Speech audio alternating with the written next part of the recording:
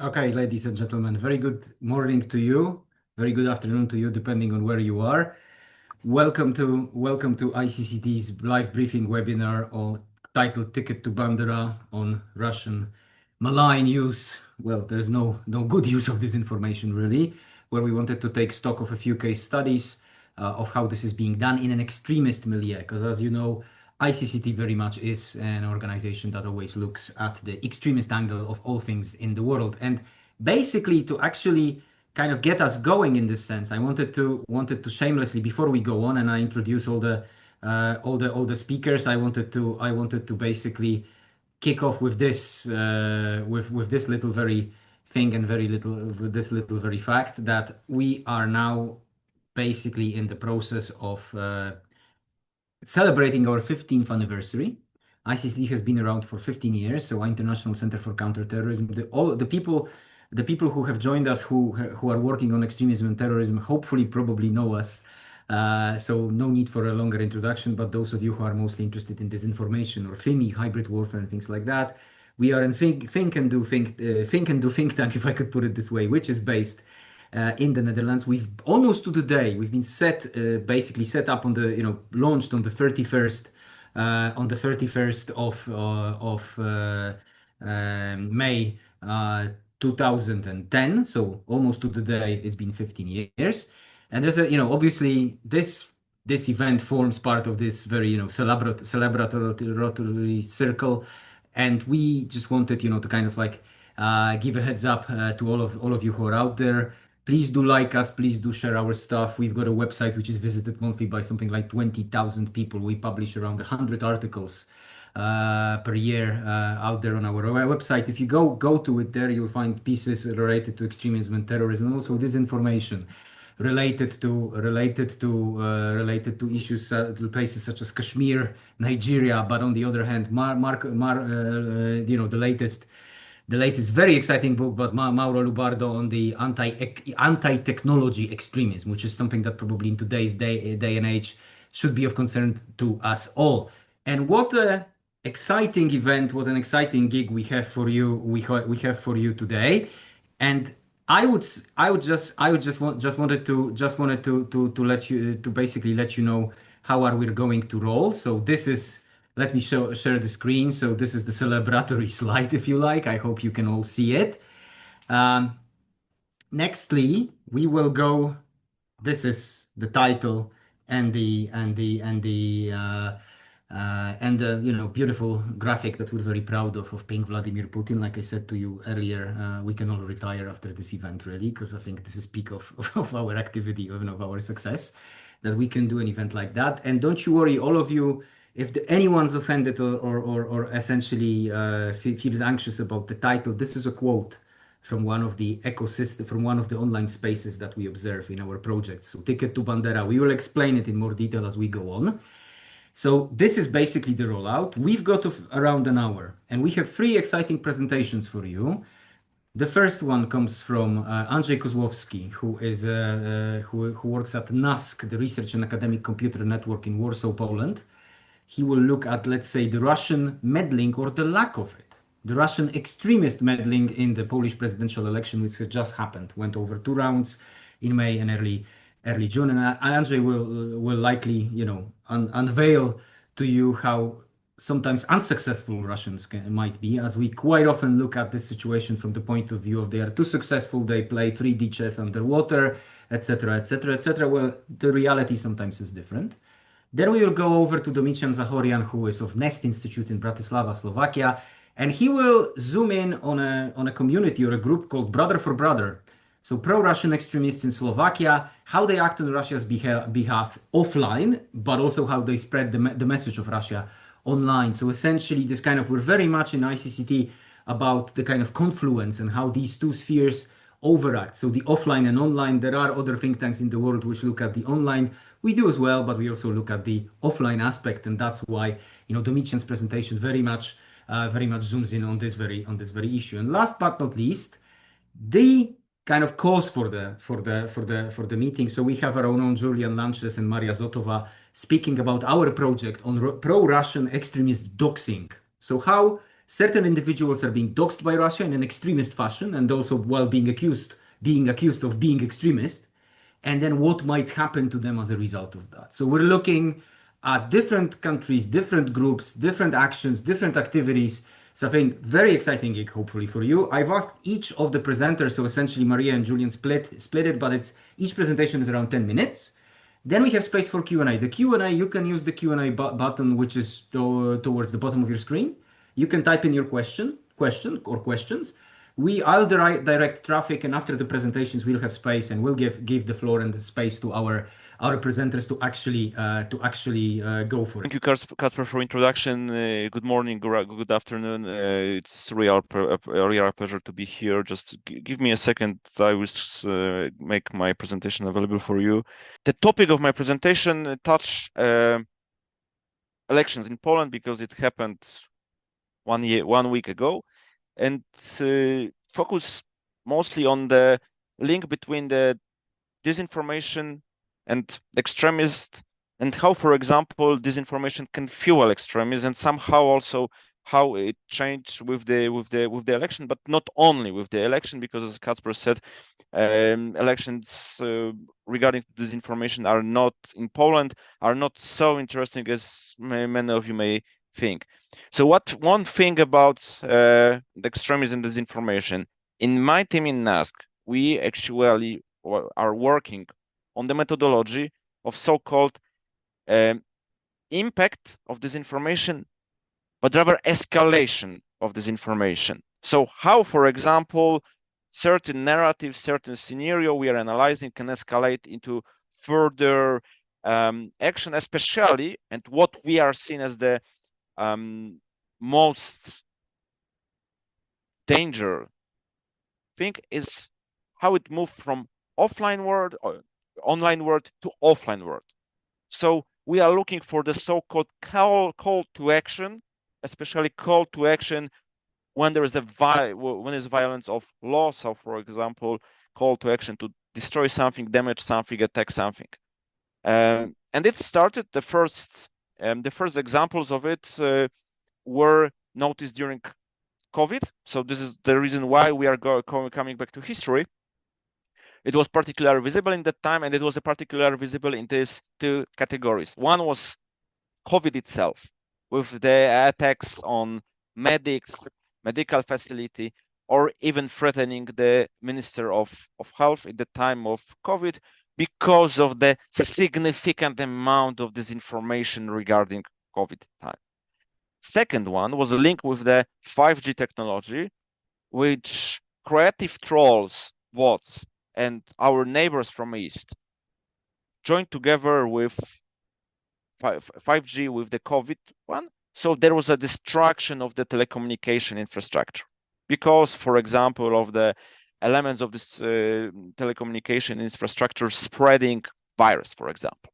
But this is history, and I just wanted to stress that this certain elements of disinformation fueling extremists and moving from online world to offline world happened probably for the first time, but for the first time on the larger noticeable scale. But what happened with the election? So, as Kacper mentioned, if we are talking only about the external interference, according to the what you can read in the press, it was more about some political advertising on Facebook coming from abroad, but not from Russia. This is also interesting. But what is important one from the Russian perspective or the pro-Russian interest is so-called moving overtone window by one guy, Maciej Maciak, the guy who only got, as you can see on the slide, 0.19% of votes. But why it is so important? Because this guy publicly admired Vladimir Putin, publicly admired, or maybe not invasion because it's illegal in Poland, but many pro-Russian, openly pro-Russian opinions. And the problem is that we have also other candidates who somehow spread Russian disinformation, but through this guy, all the media focus, oh, this is Maciej Maciak, for example, he admired Putin. And in a very popular YouTube channel, Zero Channel, pretty influential, especially among young people, Maciej Maciak was invited, what I criticized, but after 8 or 10 minutes, he was, let's say, kicked out from the studio because of admiring Putin. But in the same time, the guy you see on these two pictures, Mr. Grzegorz Braun, who got 6.34%, more than 1 million of votes, spent there more than 3 hours spreading also Russian disinformation. Not only Russian disinformation, because this guy is anti-Semite and also famous from this hatred speech, but because of Maciak, he was moved that someone can accept him and give him 3 hours of the speech to the young people about his ideas, which very often cover with the Russian disinformation propaganda. And last but not least, Mr. Sławomir Mencen, third place in the Polish election. This guy announced so-called the 5 points of Mencen, which means no abortion, no Jews, no homosexual, no European Union, and no taxes. And now is in the mainstream. Civic platform tried to speak with him before the second round of the presidential election.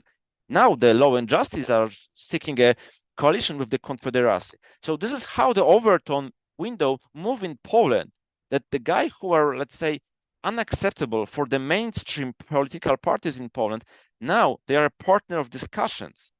So this is the real problem if we are talking about the Russian interference in Polish election, because from the analysis of our experts, of the external reports, there was no this streamlined Russian disinformation, because from their perspective, Trzaskowski and Nawrocki are almost the same. It's the same evil for Russia. Either is a puppet of one of this is a puppet of Brussels, second is a puppet of Washington.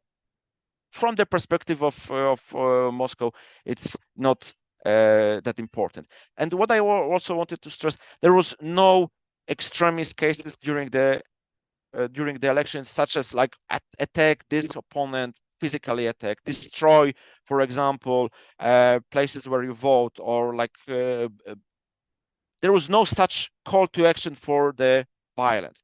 But it doesn't mean that it's not happening in Poland, because it's happening, but on the other trends we are observing since a long time. The first one is, of course, anti-Ukrainian sentiment trend, which significantly was strengthened after the large-scale invasion. And we have, from our one point of view, long-term narratives, but also ad hoc situation, ex hoc situation. I can tell you that one of them was that we are giving citizens to the Ukrainians to distort the outcome of the election. And this is, in my opinion, high risk of extremist behavior. However, there is a lot of the voices, let's say, that we need, for example, to beat the Ukrainians in Poland or to destroy the flats where they live. No, such voices appeared only on the margin of the discussion. Anti-immigrant trend. This is again one of the most popular one, and here it's again more about attacking migration pact, attacking Germany because sending the migrants to Poland, and the fear of immigrants are stressed. But there's no call for the physical violence. However, it slowly appeared. So again, in my opinion, is a high risk of extremist behavior. Third popular trend is anti-European Union, and here is low risk of extremist behavior, because it's rather to criticize Green Deal, but not go into physical violence or destroying the European Union properties, burning European Union flag, and etc. But very high risk of extremist behavior is in a medical disinformation, because they are like especially visible during HPV vaccination. In Poland, it's only 10%. World Health Organization demands 90% to have that this population will have resistance against this illness. So here there were like the combination of the online and the offline measures. For example, threats, as I say, it's on the slide, against the director of the schools who decided to participate in the vaccination campaign, but also physical attacks. There was first, it was in the internet, very harsh hatred speech towards Abotak. Is a clinic helping women with the contraception, but also with the abortion in Poland. But then there were the physical attacks on the facility of Abotak. So despite, just to go to the conclusion, because I think we are running out of time.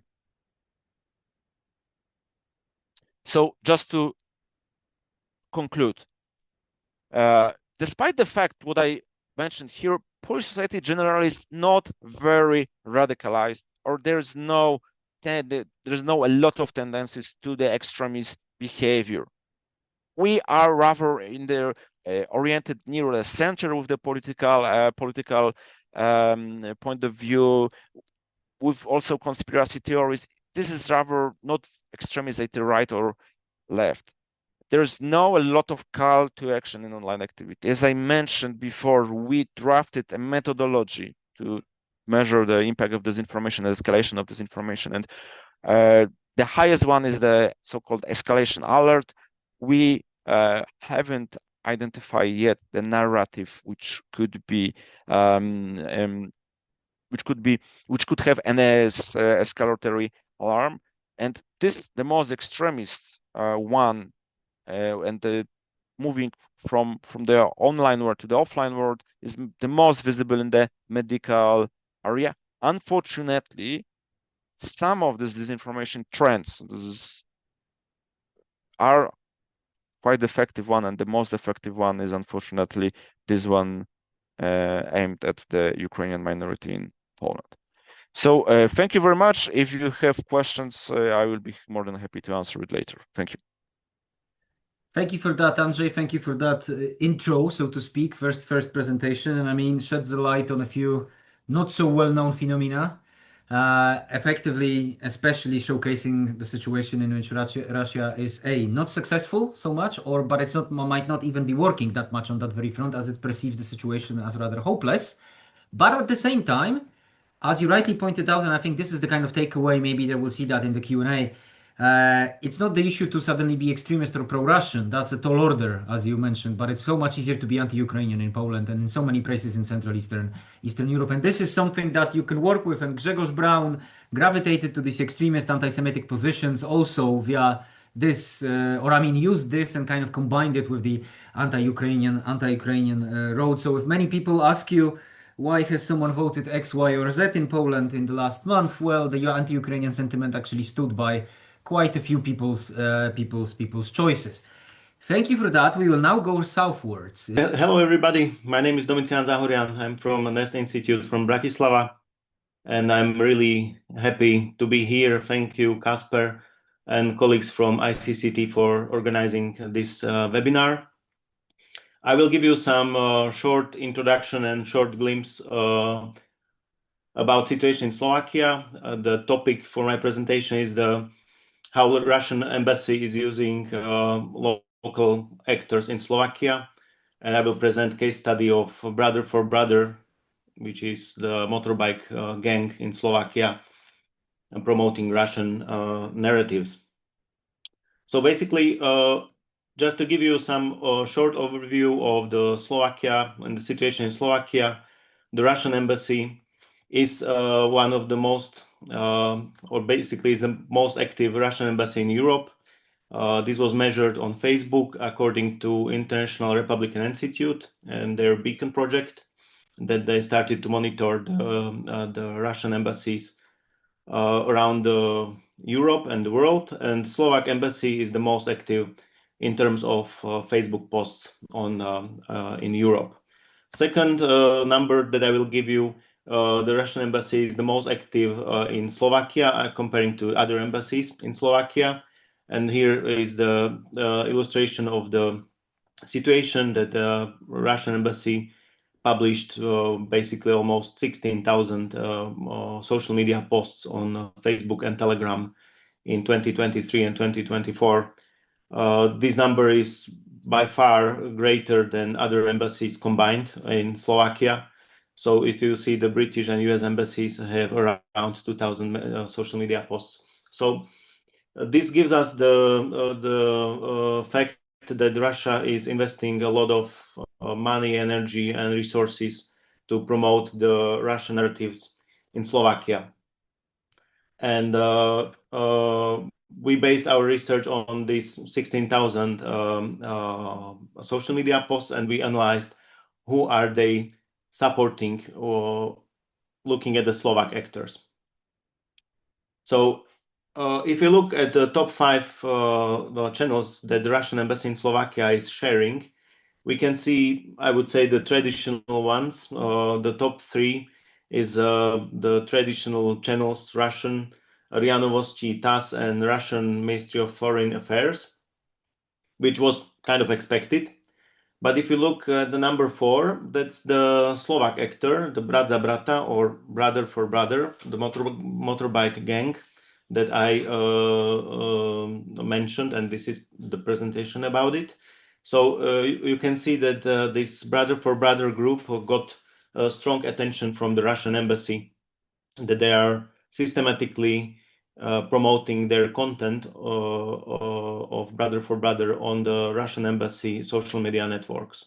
So this is something that we see that they are, this group, Brother for Brother, is getting institutional support from the Russian embassy, and they are working in favor of their interests. So who is this group, Brother for Brother? Brother for Brother was started as a spin-off of European Night Wolves motorbike group from Russia, and this group was split, and the Matusz Alexa, who is current head of the Brother for Brother, started a new organization. But originally, the origins are in the European Night Wolves, who are also on the European Union sanction list. Matusz Alexa, who is the head of the organization Brother for Brother, he is active not only in Slovakia, but is active also in Russia, and he has personal connections, and he had several meetings with the top leaders of Russian regime. Here is the example of meeting with Sergei Narishkin, who is head of the intelligence service of Russia, the foreign intelligence service. And Matusz Alexa met with him in 2021 on occasion in Russia, in Moscow. So this group has long-term connections with people from Russian regime, and is promoting basically the main idea of the organization is to promote the Second World War memorial events and some recognition of the Soviet soldiers that have fallen, saving Slovakia from fascism. But a part of this official agenda that they have, they also disseminate Russian propaganda, and they currently engage in political activism that is aligned with Russian interests. I will speak about this political activism in the next slides. So this political activism started to be pretty much evident last year, when this group, Brother for Brother, they started also different activities in the political arena, and then they started the petition for canceling the sanctions against Russia. That was their longer term project, and they claim to collect more than 450,000 signatures. This activity was not successful. The president, Petr Pellegrini, rejected this petition, and this is not going to proceed. But still, it created a big discussion in Slovakia and created this topic of anti-Russian sanctions, and their cancellation became part of the mainstream discussion.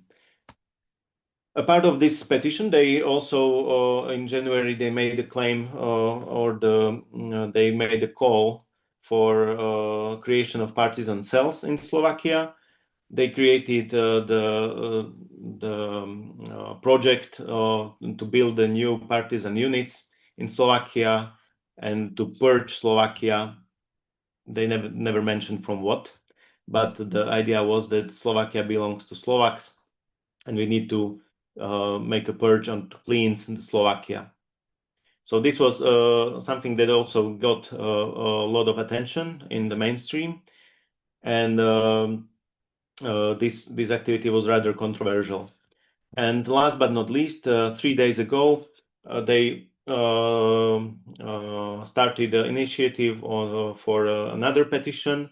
They want to make a referendum on Slovakia to withdraw from European Union and NATO. This is something that this was mentioned by this Brother for Brother group in Russian television a few months ago, and now they started this activity, and they collect the petition for Slovakia withdraw from European Union and NATO. So this is a glimpse, a part of the memorial events that they do. They started to be really active in the political arena, and these events or activities are really showing that they are really aligned with the Russian and the pro-Kremlin narratives. So what are the concerns? It's the fact that they are promoted by the Russian embassy officially on their social media networks is showing that they are acting as a Russian proxy and using the cultural and historical and political ties and aspects to advance the Russian interests.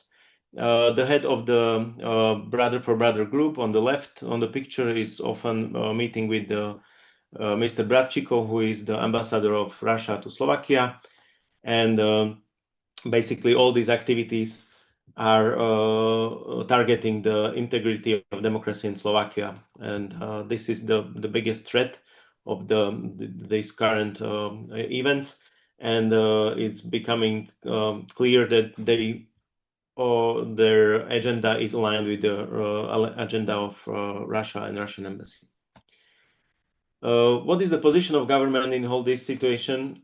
I will just give you a short overview. Government is currently inactive in this topic. The members of governing parties are using the same rhetoric, so it's really showing that this rhetoric is becoming part of the mainstream. Many of the government officials are downplaying the issue, saying that it's not important and it's not a threat. We have also the members of government, as depicted on the picture. Our Minister of Sport, Mr. Rudolf Huliak, in the middle of the picture, is sitting next to Matusz Alexander, right? And apparently they have really good relationship. So basically, government is currently not doing much against these kind of narratives, against these kind of activities. And this is really helping to promote the Russian anti-European narratives are becoming the part of mainstream discussion in Slovakia. So this is the interaction. I'll be really happy for the questions. And this is something that we need to follow, and we'll see what will be the implications. But it's from the point of government, it's really hard to press against these kind of activities because they are basically legal, and it's hard to do any counter activities. How to deal with this group. So thank you for your attention. Thank you, Domitian. Thank you for bringing to light this not so well known outside Slovakia case of a seemingly innocent, right? A motorbike gang that somehow managed to collect for 450,000 signatures for a referendum. And even though that goes into the bin by the president, there will not be that referendum. There has now the Slovak parliament yesterday voted. Yes. And that's connected in a way. I mean, this is the aftershock, right? So there is a question there which we will all be kind of discussing in the Q&A. How do you measure the effectiveness of disinformation? Well, we've got an example here for you. So a seemingly innocent but also off the beaten track gang collects these signatures. Seemingly that goes into the bin, and then the Slovak parliament decides to give the government a mandate to vote no on any future sanctions related to Russia. How that vote happened, that's another matter, but it did happen. Whether the government will take it as a policy, well, we shall see about that. So some fascinating consequences there. Domitian, thank you for this. We will go over to the next or last presentation by Julian and Maria on the pro-Russian extremist doxing. So we're going to talk a bit about the project we've been working on these past months. Together with Kasper, Julian, and me. If you can go to next. Yes. So what are we doing? We are looking at doxing as a case of like one of the tactics in the Russian hybrid warfare, and in case as a case of FIMI. Doxing, yes, is a phenomenon where you share personal information of somebody publicly and dox them, and it has been seen previously just beyond FIMI, sort of also as a political tool, for example, by like a right-wing politician, Candace Owens, who had this website where you could dox your political opponents, or more recent cases with 764, which is an extremist group that uses extortion and doxing for violent means. And in our case, what we're looking at, we can be positioned sort of at the intersection of FIMI for an intervention, intervention manipulation of information and extremism, because it is both sort of a tool for Russia to influence European political life, but also for its political goals. What is it actually we're doing? We are looking at a Telegram milieu of Telegram channels that dox Europeans who came to Ukraine to help it, where after the full-scale invasion specifically. The channels dox their personal information, share it publicly, make fun of the volunteers, put them in danger by disclosing it, as a sort of like as a way to influence and prevent European help to Ukraine. We give you like a little snapshot of the audience of the channels. You can see the range of the followers. So some of them are big, some of them are smaller. There's more than 18,000 messages. Not all of them contain doxing of personal information of the foreign volunteers, primarily those fighting. But so because some of it is just political news or discussions or just making fun of somebody and a lot of graphic information. But doxing sort of continues to be at the center of these communities, creating, it's a central part of those groups. They are there, they come together to dox those fighting, and they're sort of glued as a community by extremist doxing. So the rhetoric of these channels is not an isolated extremist milieu, sort of at the faraway ends of Telegram. It is routinely picked up and referenced by very big pro-Kremlin military bloggers, also referred to as Z bloggers, where they use the doxers as sort of a source, as a link to support their political posting agenda, where they refer to them as our dear brothers, our friends from the Ostend community, or like eagled eyes doxer, not doxers, but Ostend people from this channel. And then they reference like, hey, we found personal information of this person fighting in Ukraine on the Ukrainian side. It is also furthermore referenced by more official sources, for example, the official reporters of Komsomolskaya Pravda and Begeterka, which is both state-owned, state-backed newspapers and state television. And what we observed, we had an observation period from October to May, where we went through all of those posts that contain doxing on the channels, focusing specifically on English language posts because they are oriented more outside of Russia than they're not for the domestic audience. They are for engaging with international audience and advancing Russian extremist rhetorics outside. So in this period, we identified at least 127 Europeans who were doxed as fighting in Ukraine. And we can talk a bit more of what exactly was doxed and how on the next slide. Since Maria mentioned before, this type of Russian doxing can be located a bit at the intersection between extremism and Russia's hybrid warfare and FIMI.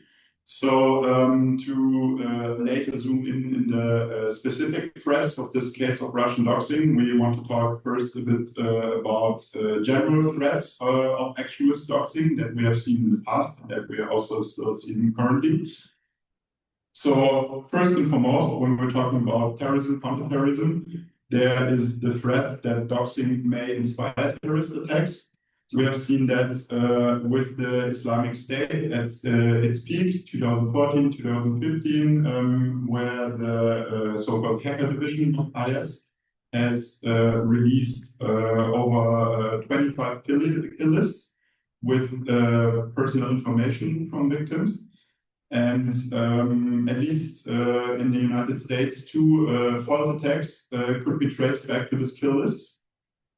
Similar, the far right in Germany has released so-called Todeslisten, death lists, enemy lists, however you want to call them.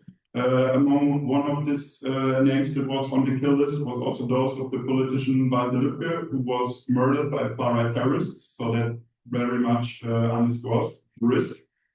The second point is coercing into attacks that is seen very much recently with what Maria has mentioned before, the 764 comms network.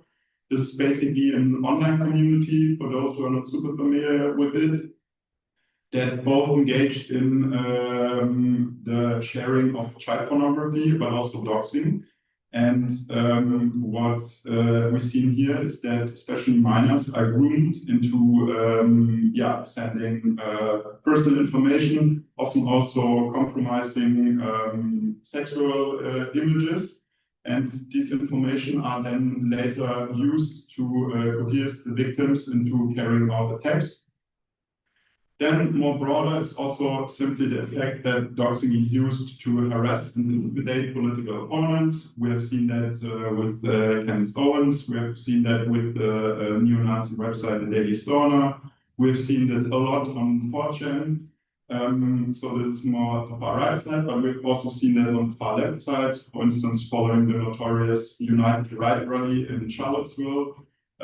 Twitter accounts have started releasing names of alleged participants. Some of them really participate, but some of them also didn't. And this doxing had severe consequences. Some people lost their jobs. Some people who never attended lost their jobs. Same with so-called outings by the Antifas, where information, often pictures, the private addresses are released of alleged neo-Nazis. Some of them are neo-Nazis, some of them are not. And the last point is that doxing may also nowadays contribute to community building of extremists. Again, this is very much the case for 764, where doxing is not only a tool of the extremists, but basically become one of the main ends of this community.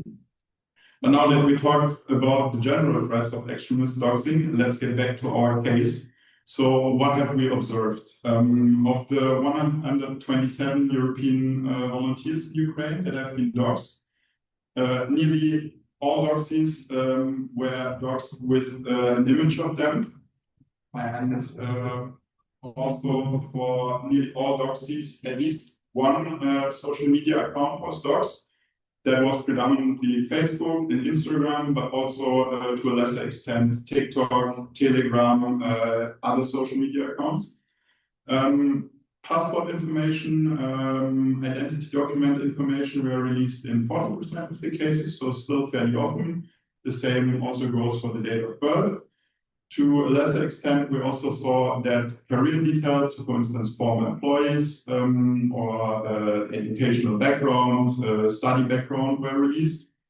And done in some instances, not that often, but we have also seen that the families of the volunteers were involved, so that also information about their brothers, sisters, wives, husbands, parents were released.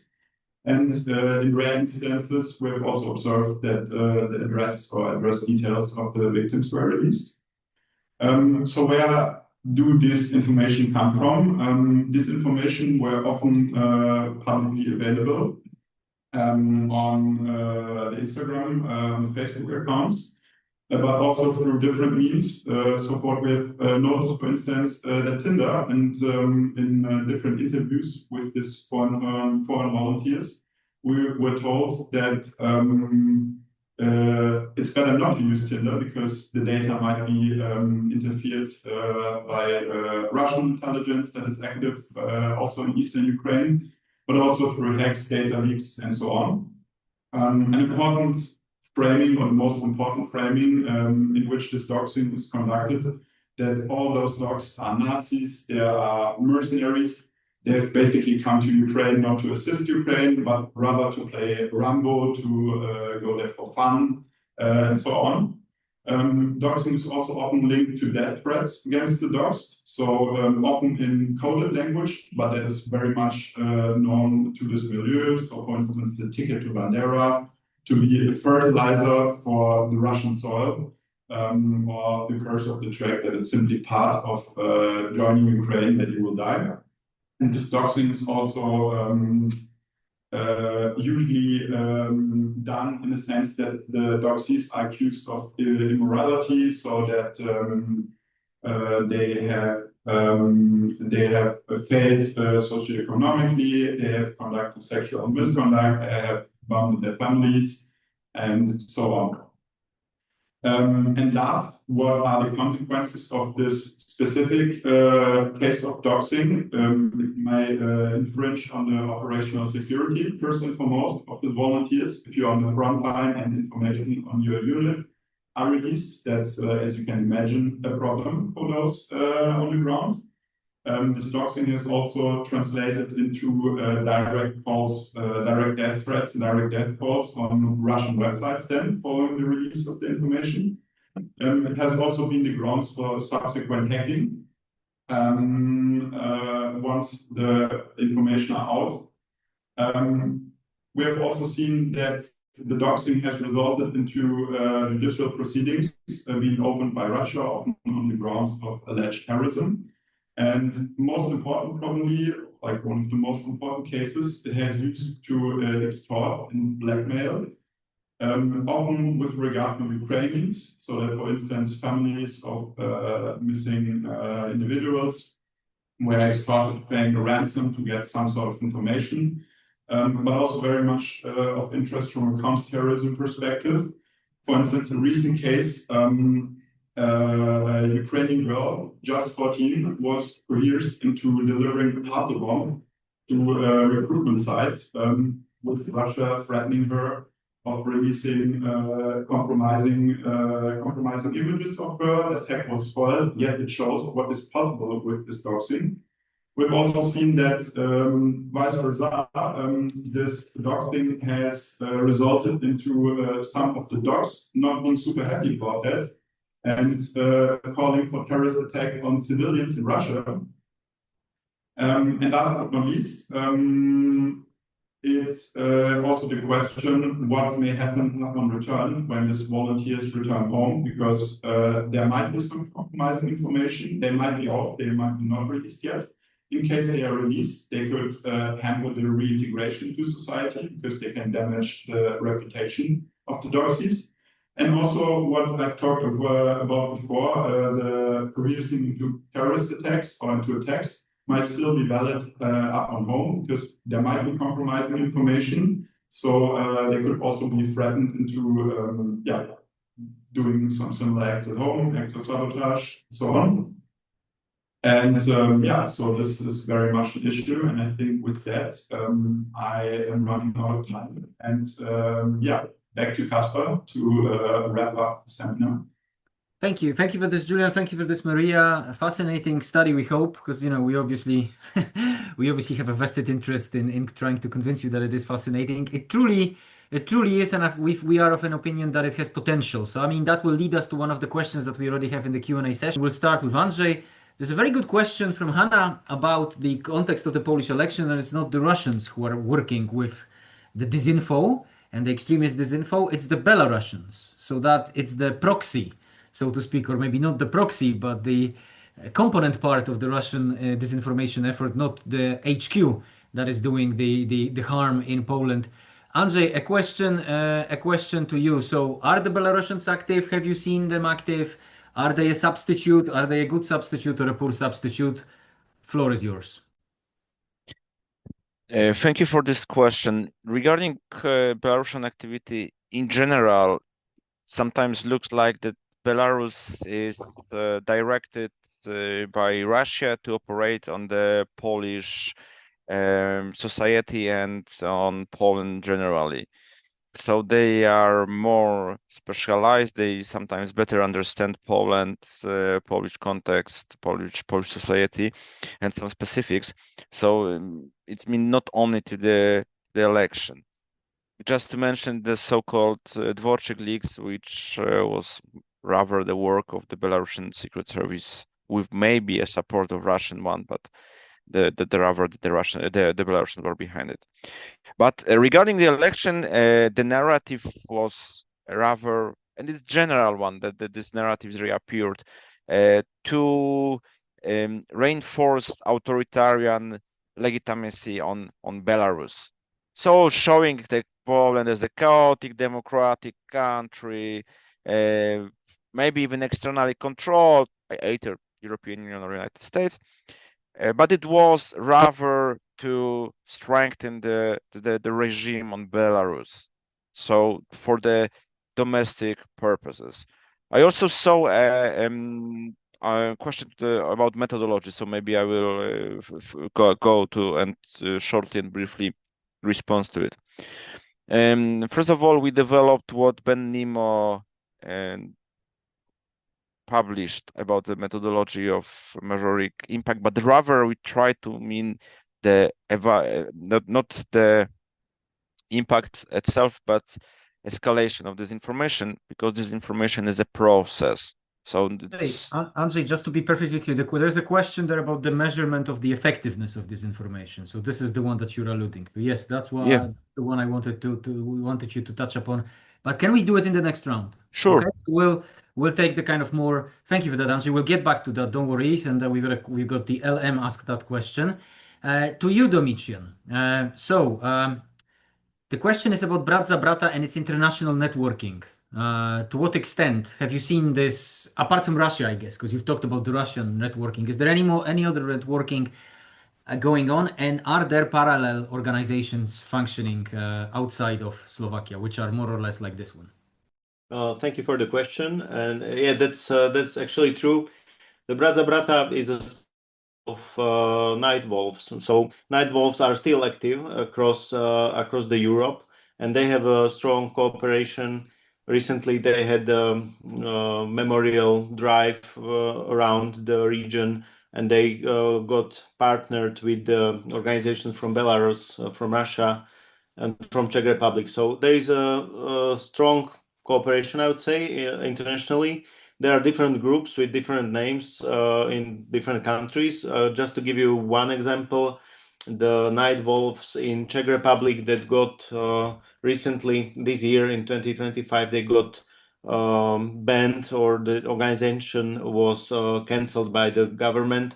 So they certainly do have some cooperation. They are not with the same brand, but they are affiliated usually with the Night Wolves motorbike gang that is basically across the different countries in Europe. Super, thank you for that, Domitian. And maybe now to Maria and Julian, whoever of you wants to take this. There's a good question on, you mentioned passport information. Yeah. Where do they get these passes? Where do they get the passports? So not copies, I presume, says Postma. As So sources are mostly social media. there are in fact copies, and if there are no copies, there's often a number, and it's not only passport. There might be other documents such as sometimes driving licenses or military tickets on the Ukrainian military. And the source of this information is, as we presume, often hacks and leaks of the Ukrainian bureaucratic registries.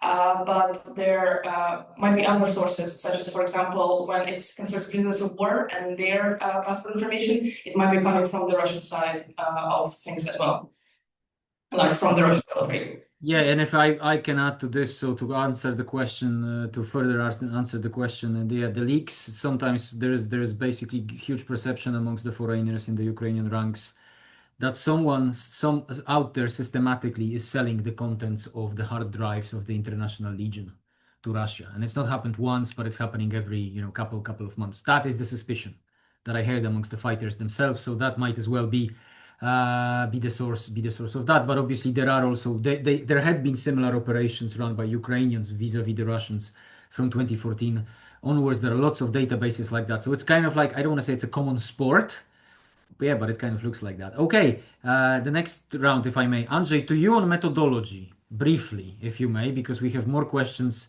coming up. So, Andrzej, first on methodology. How do you measure the success of disinformation? And maybe Domitian as well, because you talked about, oh yeah, hard to stop them.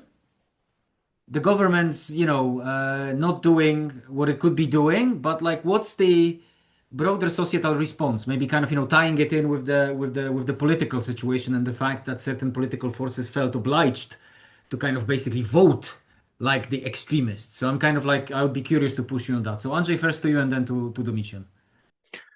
Okay, first of all, we rather, after the first initial research on measuring the effectiveness of disinformation, we rather decided we called our methodology to measure the escalation of disinformation. So if, for example, it come into the offline activity, as I mentioned at the beginning. So we, first of all, we based it on the Bandera methodology, as I mentioned. It's publicly available document. Later, the French Agency of Fighting Disinformation, Vigilum, developed it further, and we are also doing it now. It's a fresh project in our organization, so probably already after yesterday, for example, our conference, we have many ideas how to add some new ideas, but generally it's based on measuring reach, engagement in the social media. It's one or multi-platform. If they are engaged, if disinformation narratives move to the, for example, public television or the television, I mean more classical media, if they are the actors like influencers, politicians, journalists engaged in it, spreading in it. And last but not least, the most important element, if it's include so-called call to action, and what kind of call to action it is just to conduct a certain activities, like join a march, which is against anti-Ukrainian march, or join this march and go beat some Ukrainians. So if there is also a call to action to beat someone. So so this is like the basic of this methodology. As I said, we just kick off this project, I think 2 or 3 weeks ago. So we still adding in new ideas, but we are also pretty sure that this is like the methodology. This is like some kind of scientific framework, which is also a simplification of the reality, and because they are applied to the narratives we are analyzing with some tools and our methodology. There is also case by case approach. It's not like automatic one and just based on the points. So we now trying it with the more analyzing of the case by case narratives, but it's also important to mention that we just wanted to have a certain proof that it's not the only opinion of the analyst who's like preparing certain analysis, but it's based on some strict methodology. Thank you. Super, thank you. Thank you for that, Andrzej. Briefly to you, Domitian, on the question that I asked, and if you can combine it with one of the questions that we have on a very specific issue, as we have an anonymous attendee asking you, do you have any information on the financing of Brat za Brata and how their Telegram channel Pravda Vyťaži is run? Who's behind it? So if you can pack it all in one, that would be cool. I'll try. I fully agree with what Andrzej said, and that's we have the standard set of how to measure the disinformation and their reach and views and shares on social media. In Slovakia, I can give you a number around 40% of social media posts, according to our studies, are polarizing society. So this is one of the effectiveness, I would say, that the disinformation are becoming the standard mainstream discussion. And we see it also with Brat za Brata, brother for brother, when the effectiveness could be seen as in offline world, you have 450,000 people, allegedly, that put their signatures for their petition, you know. So this is something that it's coming from the online world, it's spilling to the offline, and people are going for the action. So this is how it could be measured in the real time, that it's becoming the part of the discussions. And coming to your question about the financing, who is behind the Telegram channel? That's I don't know. We work with open source data, and so far we haven't done this kind of research. We don't know. But regarding financing, there are some. There was one member who quit the Brother for Brother group, and he mentioned that they are getting the support from the Russian embassy in form of cars or some equipment, etc. So it's maybe only like the good stories, maybe, because it was published on Facebook. So it's hard to say if it's true or not, but there are some indications that they are getting some material, maybe even financial support. So, but the time will show, I would say, in this case.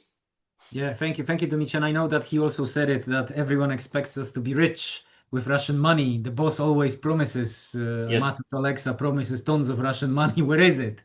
We only had a car, right? We got a car that actually to drop us off. So I remember watching that video. It was fascinating, as always it is, to see splits in extremist organizations in any organization, but this one was very, very, very public, thanks to also, the social media. To Julian and Maria, the question from Rebecca on foreign fighter responses to doxing of their information and OPSEC efforts. There is one more on AI. I'll kind of take that if you don't mind. Yeah, thank you, Rebecca. Good question. So we have seen different patterns or different reactions, also from testimonies of the doxies. One is that it's simply not that much of a concern because they are directly engaged in combat. So the first and foremost problem is that at the moment they are shot at, and they have, very pressing issues, and the release of their Facebook accounts not really concerning them. However, what we have also seen is that doxies have actually come to this channel and argued back. So one reaction that we have seen is, for instance, that people on the chat were like, well, the information you provide there is really not accurate. And I feel more or less you should correct them, which is, of course, not that easy if you are arguing with the pro-Russian extremist or doxing milieu, which is painting you as a neo-Nazi. In that course, unfortunately, we have seen that this has led to subsequent information leaks, because basically, while arguing, they're saying like, well, this and this is not true. It's actually in that way. I'm rather here and there instead of what you're saying. So actually, this has increased the threat to the operational security. We have also seen that there is kind of an infighting, because among some of the volunteers, not everything is super harmonic, as to say. So occasionally, it is assumed that information that were released were actually coming from other European volunteers. So they basically contributed to the doxing of colleagues. So there was also kind of an infighting on this channels, in which course, of course, again, more information were released, and again, we've seen that this infringes, on the operational security of this volunteers. Super. Thank you for that, Julian. On the AI question, because there's a question, is AI used to generate doxing, essentially? Look, a tricky answer. I don't have the final answer. Maybe allow me just to briefly step in. We do have a feeling that the ecosystem that we're looking at is sometimes deliberately made to look like as if it was done from a cellar, and it sometimes probably is done from a cellar. You know, the famous phrase by Donald Trump, you know, who hacked the election? Well, it might have been some guy sitting somewhere in a cellar. We see a similar effort here. It's kind of, you know, kind of like really made to look more primitive than it probably is, and sometimes it truly is very primitive. So I think we're yet to see good case of machine learning being used there, and not to mention the kind of generative AI as per se. So maybe that's a bit of an answer to your question. Now we do have comments on the methodology. That's for Andrzej, for the Council of Europe to feel free to reuse that, to use that methodology if you like that in the future. There is a question about the recording of the event. It's on our YouTube, ICCT. You will find it there. So instead of us sending you the recording, you can just rewatch it there if you really like to. Very much, you know, we'd be very much happy if you could do that. So I think that kind of closes off our questions. Sorry for running late and running, you know, a bit longer than we were supposed to. My fault. I hope you enjoyed the event. Thank you to the presenters, to Domitian, Andrzej, Julian, and Maria for the presentations, and for Zuzanna, who was the silent operator behind the screens, making it all possible. Do like us, do comment on this, go to ICCT's website and enjoy the 15 years of ICCT with us jointly. And yeah, let's further the fight against Russian extremist disinformation on different fronts. I think we've showcased the fact that it happens almost everywhere. Nowhere, now, you know, you cannot be sure that it is successful everywhere. So I think we've given the positive, the negative, and the kind of like middle of the road examples throughout this seminar. And please do watch this space as our project, the anti-dox project on doxing. We will be releasing our reports on this throughout the summer. And thank you to European Media and Information Fund for support in this. Have a great weekend. Enjoy the rest of the day, and hope to see you somewhere on the road. Very good, you know, afternoon to you, and goodbye. Take care. All the best.